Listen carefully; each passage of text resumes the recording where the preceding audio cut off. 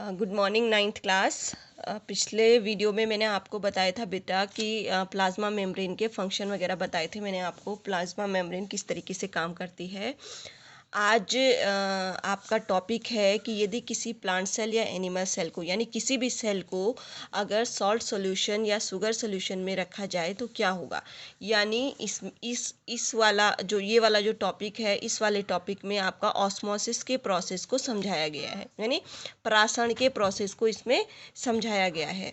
तो अगर किसी सेल को हाइपरटोनिक सॉल्यूशन में, हाइपरटोनिक का मतलब हुआ बेटा कि जब कंसंट्रेशन आपकी बाहर कम और अंदर ज़्यादा हो। बाहर कम मतलब एनवायरनमेंट में कम हो और सेल के अंदर ज़्यादा हो, तो उसमें क्या होगा कि आपको पता है कि ऑस्मोसिस में क्या होता है, किसी भी मटेरियल की गति क्या होती है, उच्च सांद्रता से निम्न सांद्रता की तरफ। ठीक है, उच्च सांद्रता से निम्न सांद्रता की तरफ होती है। ठीक है, तो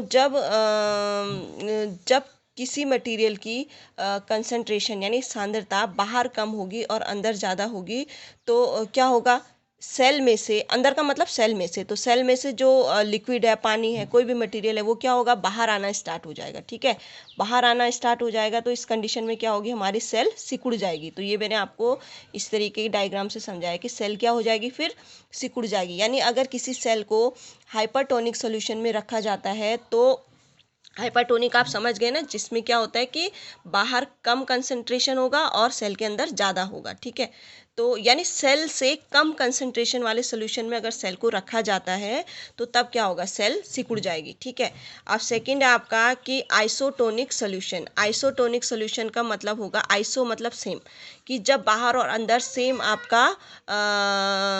आपका क्या होगा, कंसंट्रेशन होगा, तो उस समय क्या होगा कि जो मटेरियल है वो उतना ही उसी गति से अंदर जाएगा और उसी गति से बाहर आएगा। तब क्या होगा, सेल इक्वल रहेगी, मतलब सेल में कोई फर्क नहीं होगा बेटा। ठीक है, हाइपोटोनिक सॉल्यूशन क्या होगा, जब बाहर ज़्यादा कंसंट्रेशन होगा और अंदर कम होगा, बाहर ज़्यादा और अंदर कम। तो हम क्या पढ़ रहे हैं इसमें कि हाई से लो की तरफ, हाई से लो की तरफ। तो इसमें क्या होगा कि जब बाहर ज़्यादा है और अंदर कम है तो ये जो कुछ भी मटेरियल है, कोई लिक्विड है, कोई पानी है, वो क्या होगा, सेल की अंदर एंटर कर जाएगा। इस कंडीशन में क्या होगा कि सेल क्या करती है, फूल जाएगी, और जब ज़्यादा अंदर जाना होगा, मतलब ज़्यादा एंट्री होगी, तो एक ऐसी कंडीशन भी आ सकती है जब सेल फट सकती है। क्लियर। अब इसी को हम इन डायग्राम की हेल्प से भी समझ सकते हैं बेटा। जैसे कोई हाइपरटोनिक सॉल्यूशन है, इसमें हमने कोई सेल डाली, सपोज हमने एग सेल डाली इसमें। ठीक है, एग सेल डाल सकते हैं, रेजिन मतलब अंगूर डाल सकते हैं, किशमिश जिसको आप बोलते हो। ठीक है, किशमिश भी डाल सकते हैं इसमें। ठीक, तो इसमें क्या होगा, देखो ये भी सेम वही है जो मैंने यहाँ पर समझाया आपको कि अगर किसी हाइपरटोनिक सॉल्यूशन में डालेंगे तो इसका मतलब क्या हुआ, हाइपरटोनिक का मतलब क्या हुआ कि अंदर ज़्यादा और बाहर कम। आइसोटोनिक मतलब सेम और हाइपरटोनिक मतलब कि अंदर कम और बाहर ज़्यादा। तो ये आप समझ गए, ये वाली क्रिया आप समझ गए शायद। इसको हम प्रैक्टिकल में करवाएंगे बेटा आपको। ठीक है, अब जो नेक्स्ट टॉपिक आपका सेल में, वो क्या है आपका, सेल वॉल। सेल वॉल यानी कोशिका भित्ति। अब कोशिका भित्ति क्या होती है, कोशिका भित्ति होती है बेटा, जैसे ये आपकी सेल है, मैंने सेल का डायग्राम आपको बनाया था, ये सेल है। ठीक है, तो ये बाहर जो मेम्ब्रेन होगी ये तो आपकी प्लाज्मा मेम्ब्रेन होगी, लेकिन ये जो अंदर वाली मेम्ब्रेन है इसको बोलते हैं सेल वॉल। ठीक है, ये जो अंदर वाली मेम्ब्रेन है, ये बाहर की तो प्लाज्मा मेम्ब्रेन है और ये जो अंदर वाली मेम्ब्रेन है ये क्या है, सेल वॉल। इस सेल वॉल का क्या काम है, ये पादप कोशिका की बाहरी परत है। इट मीन्स कि ये जो सेल वॉल है ये सिर्फ प्लांट सेल में पाई जाती है। ये किस में पाई जाती है, ओनली प्लांट सेल में पाई जाती है, ये एनिमल सेल में नहीं पाई जाती बेटा। ठीक है, ये चीज़ क्लियर रखना कि जो सेल वॉल है वो सिर्फ पादप कोशिका में ही पाई जाती है। ये सेल वॉल सेल्यूलोज की बनी होती है। ठीक है, सेल्यूलोज एक पदार्थ होता है, एक कार्बोहाइड्रेट से होता है, वो क्या है, सेल्यूलोज की बनी होती है।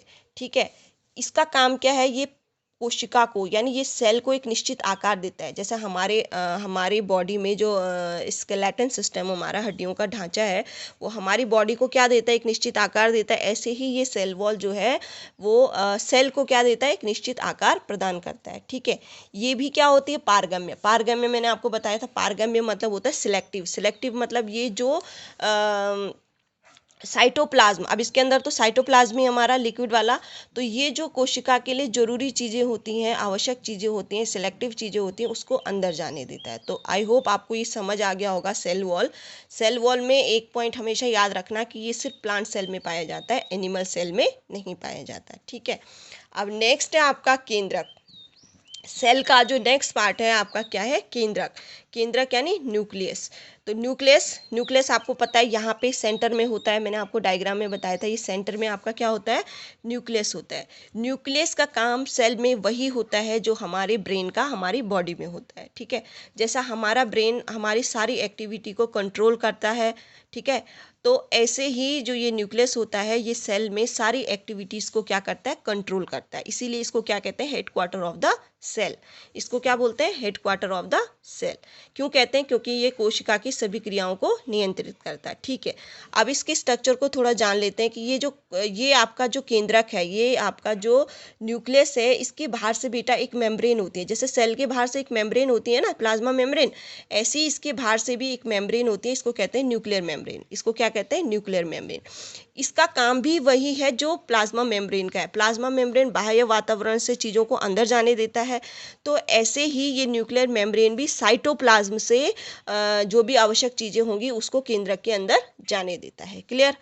अब केंद्रक में और चीज़ें क्या होती है, केंद्रक में एक थ्रेड लाइक स्ट्रक्चर होता है, ठीक है, यानी धागे के जैसी कुछ संरचनाएं होती हैं जिन्हें क्या कहते हैं, क्रोमोजोम्स या क्रोमेटिन। इन्हें क्या कहते हैं, क्रोमेटिन। ये क्रोमेटिन क्या होते हैं बेटा, ये आप सिंपल से बोल दो कि ये क्या होते हैं, एक आनुवंशिक पदार्थ होते हैं। आनुवंशिक पदार्थ मतलब जो एक पीढ़ी से दूसरी पीढ़ी में आपके आनुवंशिक लक्षणों को पहुंचाते हैं, ठीक है। अब आनुवंशिक लक्षण क्या होते हैं, आनुवंशिक लक्षण वो होते हैं आपके आगे के चैप्टर में भी हैं, पर आनुवंशिक लक्षण वो होते हैं जो हमारे माता पिता से हम में या हमसे हमारे बच्चों में ट्रांसफ़र होते हैं। जैसे आपकी शक्ल आपकी मम्मी की तरह होगी, आपके पापा की तरह, कुछ क्वालिटीज़ मम्मी की तरह होंगी, कुछ पापा की तरह होंगी, कुछ दादा की तरह होंगी, कुछ नानी नाना की तरह होंगी। तो ये होती हैं बेटा क्या, आनुवंशिक लक्षण, ठीक है।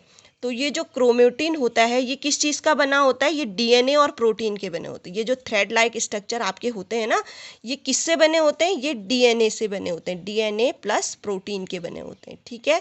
डीएनए प्लस प्रोटीन के बने होते हैं थ्रेड लाइक स्ट्रक्चर, ठीक है। तो ये डीएनए आपको पता, मतलब मेन डीएनए ही ट्रांसफ़र करता है जेनेटिक गुणों को, लेकिन अगर आपको मतलब इसका डीप तो डीएनए है, लेकिन अगर इसके बाहर से अगर मैं बोलूँ जैसे आउटर स्ट्रक्चर, तो वो क्या है, क्रोमेटिन, ठीक है।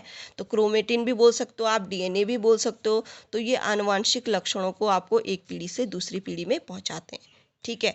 अब केंद्रक बहुत इंपॉर्टेंट है बेटा। केंद्रक क्या है, किसी भी सेल में बहुत इंपॉर्टेंट है। जैसे कोई कोशिका होती है, एक कोशिकीय सेल होती है, एक कोशिकीय ऑर्गेनिज्म होते हैं, जैसे आपने अमीबा वगैरह के बारे में अगर सुना हो या पढ़ा हो, उसमें क्या होता है, सेल डिवीजन के टाइम कि यही केंद्रक क्या होता है, भागों में बंट जाता है, 2 या 3 भागों में बंट जाता है, और ये केंद्रक के द्वारा ही उसमें बहुत सारी सेल्स बननी स्टार्ट हो जाती है। यानी सेल्स मतलब बहुत सारे ऑर्गेनिज्म जनरेट होना स्टार्ट हो जाते हैं, प्रोड्यूस होना स्टार्ट हो जाते हैं, ठीक है।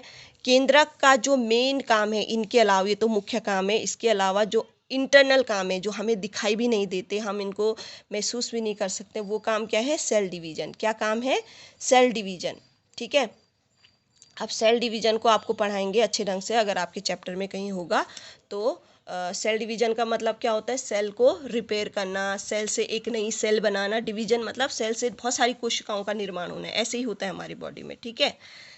अब ये बहुत इंपॉर्टेंट है आपके लिए, डीएनए एग्जाम में भी आ सकता है कि डीएनए क्या है, इसकी फुल फॉर्म क्या है। तो डीएनए क्या होता है, डीऑक्सी राइबो न्यूक्लिक एसिड। इसको आपको लर्न करना है, बाकी आपको नेक्स्ट वीडियो में बताऊंगी।